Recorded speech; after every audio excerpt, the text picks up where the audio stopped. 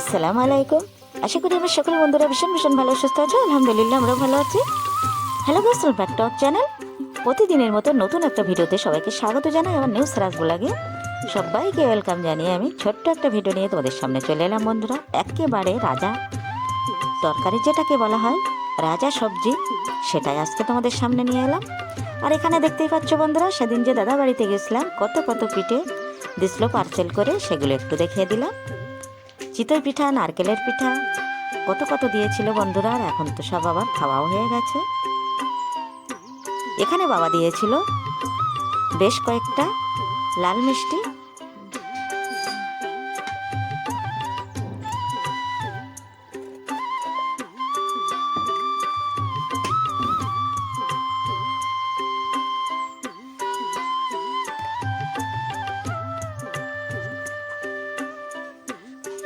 এখানে খেজুরের পাটালি যেটাকে বলা হয় বা খেজুরের পাতলা গুড়, সেটাও দিয়ে দিয়েছিল একটু একটু করে। যখনই গিয়েছি তখনই দাদা কিন্তু বলে দিল ভাবিকে, আগে আগে ব্যাগে এগুলো ভরে দাও, নয়তো কিন্তু মনে থাকবে না। আর এগুলো তো, এটা তো সকালের ব্লগ বন্ধুরা, আমি তো রাতেই ফিরেছিলাম। আর এখানে হাজব্যান্ড এখন কি বাজার করে নিয়ে এসছে সেগুলো তোমাদের সঙ্গে দেখিয়ে দিচ্ছি। এখানে ভাবি অনেকগুলো কুমড়ো বড়ি দিয়েছিল, সেটাও এক ঝলক দেখে নাও।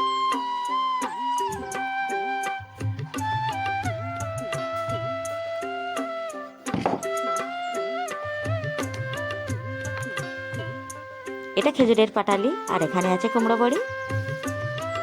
অনেকগুলো বড়ি দিয়েছে বন্ধুরা। আরও তো আবারও গেছিলাম, আবারও দিয়েছে। দুইবার বড়ি দিয়েছে, সেই জন্য দুইবারও আমাকে দিয়েছে। এবছর তো আমাকে আর বড়ি দিতে হবে না, এই বড়িতেই আমার বছর শেষ। আর শীতে তো বড়ি একটু রান্না করি বেগুন দিয়ে, নয়তো ফুলকপি দিয়ে। এটা তো খেতে ভীষণই ভালো লাগে যে কোনো সবজির মধ্যে। সব পার্সেলগুলো আমি কিন্তু এখানে টেবিলের ওপরে বার করে রেখেছি। সেই মতো হাজব্যান্ডও বাজার নিয়ে এসছে একেবারে সবজির রাজা যেটাকে বলা হয় মান কচু আর কুমড়ো শাক। এখন কিন্তু কুমড়ো শাকের অনেকটাই দাম নিচ্ছে বন্ধুরা, মাত্র 4-5টা ডগা নিচ্ছে 15 টাকা করে। হাজব্যান্ডকে বলেই দিলাম, বলে আর কোনো দিন যেন তুমি নিয়ে এসো না। 10 টাকা নিলে সেটাও ঠিক ছিল, কিন্তু এতটাই দাম বেড়ে গেছে কি আর বলবো। এখন তো শীতের সময়, এতটা দাম বাড়া কি উচিত হয়েছে বন্ধুরা? সেই যে বর্ষাকাল থেকে সবজির দাম কিন্তু এখনো কমেনি।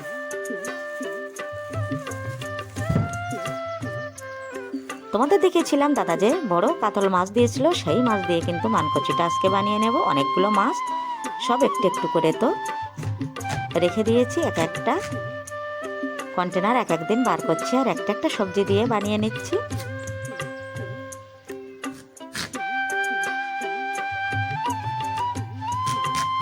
দেখতেই পাচ্ছ বন্ধুরা সেই হাতটাকে, ওই আঙুলটা একেবারে তো কাটা ফুটে গেছিলো, সেজন্য বাধা আছে।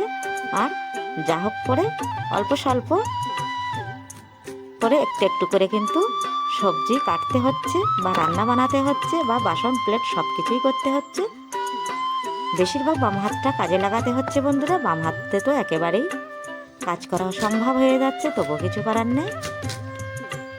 এতেও তো সাদা ধবধবে একেবারে কচুটা, দেখেই তো কাঁচা খেতে ইচ্ছে করছে। আর এটা তো রান্না করলে তো অসাধারণ লাগবে বন্ধুরা।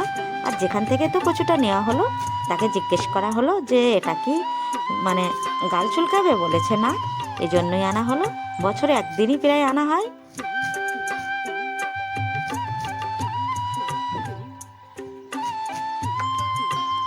দেখতে দেখতে আমার শাকগুলোও কাটা হয়ে গেল, আর কচুটাও কাটা হয়ে যাচ্ছে। তারপরে রান্নাবাড়ি করব, তাহলে দেখতে থাকো। শুরুতে একটা লাইক দেবে বন্ধুরা, একেবারে স্কিপ করবে না, ফুল ভিডিওটা ওয়াচ করে দেবে।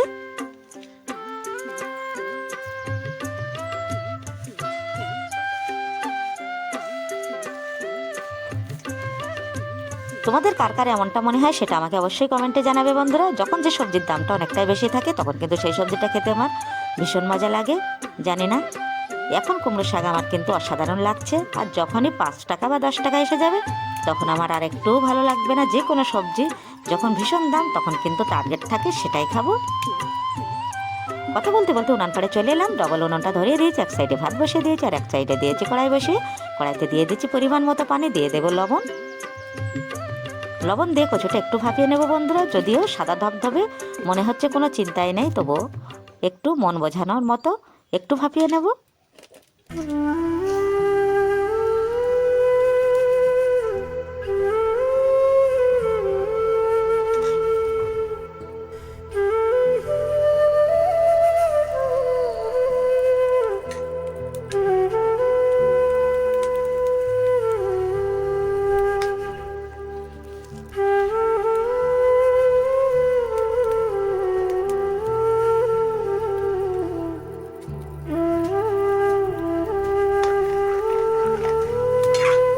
কচুর পানিটা একেবারে ফুটে উঠেছে, তখন কিন্তু আমি একটু নাড়িয়ে দিলাম।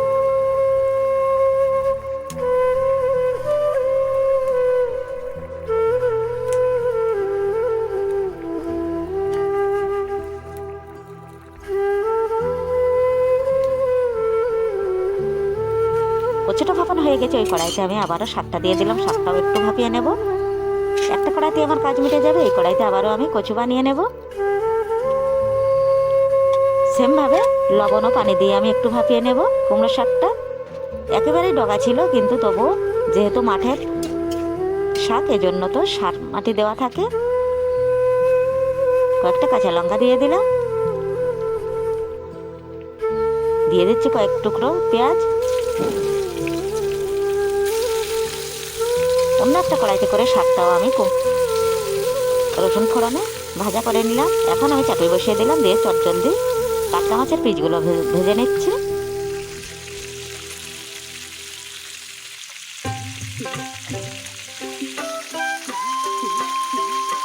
একটা বড় সাইজের মাছ কিনে কিন্তু কন্টেনারে করে রেখে দিলে 5-6 দিন কিন্তু খুব ভালোভাবে চলে যায়। কিন্তু প্রতিদিন তো আর ছেলেমেয়েরা মাছ খেতে চায় না, এই জন্য মাঝে মাঝে তো মাংসই বানাতে হলো। অনেক দিন হয়ে গেল আমার মাছগুলো।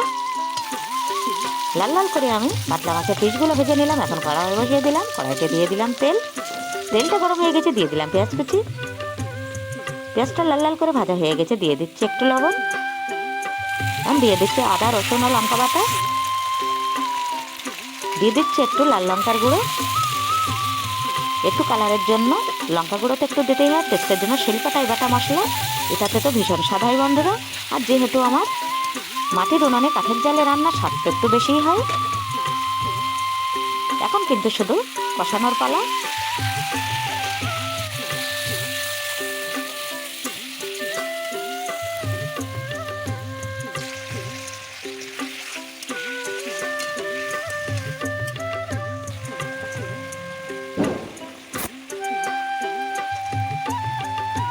বেশ কষানো হয়ে গেছে, এখন আমি একটু পরিমাণ মতো হলুদ দিয়ে দিচ্ছি।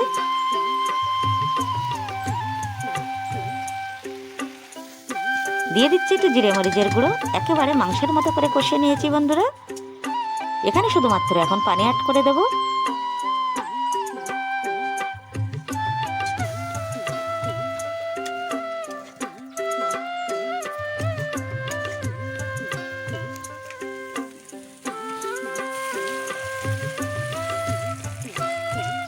একেবারে কষানো রেডি, এখন তো পানি অ্যাড করে দিলাম। এখন পানিটা ফোটার অপেক্ষা।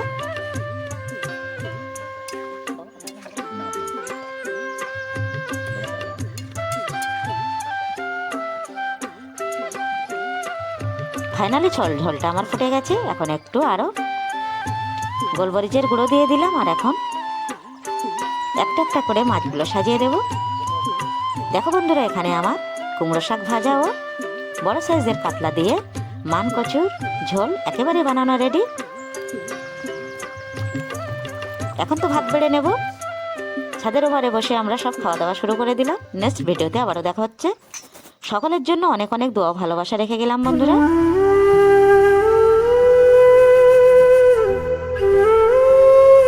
যখনই শাক রান্না হয়, শাক ভাজা হয়, তখনই কিন্তু কাঁচা পেঁয়াজ আমাদের লাগে। আর কাঁচা পেঁয়াজ দিয়ে শাকটা কিন্তু একেবারেই জমে যায়। আজকের মতো ভিডিওটা এখানে শেষ করছি। আল্লাহ হাফেজ।